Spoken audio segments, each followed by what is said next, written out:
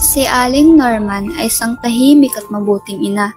Mahirap lang sila, pero matyaga siyang naglalako ng kakanin sa palengke para mabuhay ang nag-iisa niyang anak na si Lani.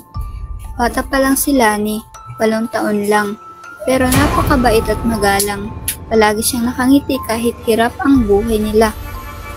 Isang araw, kumalat ang balita na may nawawalang bata sa kabilang baryo. Pinaniniwala ang kinidnap siya ng isang grupo ng mga lalaking sangkot sa kulto. Sabi ng matatanda, matagal nang may misteryosong pagkawala ng mga bata sa lugar ng Calbayog City. Pero walang nakakaalam kung sino talaga ang may kagagawan. Hindi nagtagal, si Lani naman ang nawala. Halos mabaliw si Aling Norma sa paghahanap. Nagpalaboy-laboy siya. Umiiyak, tinatanong ng lahat kung may nakakita sa anak niya. Lumipas ang 1 linggo, wala pa ring balita. Hanggang isang gabi, isang matandang lalaki ang lumapit sa kanya.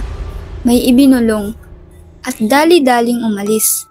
Kinabukasan, nakita ng mga tao si Aling Norma sa lumang gubat sa may dulo ng baryo.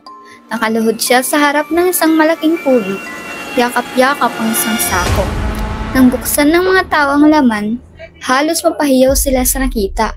Labi ni Lani. Halos hindi na makilala. Wala na siyang mga mata at ang katawan niya ay puno ng hiwa na para bang ginamit sa kung anong ritual. Wala nang kumibos si Aling Norma. Para siyang estatwa. Tulala, hindi makagalaw. Hindi siya umiiyak, hindi rin siya nagsalita. Hanggang isang araw, bigla na lang siyang nawala. May nagsabi, nakita siyang naglalakad papunta sa talampas na malapit sa dagat. At doon na siya huling nakita.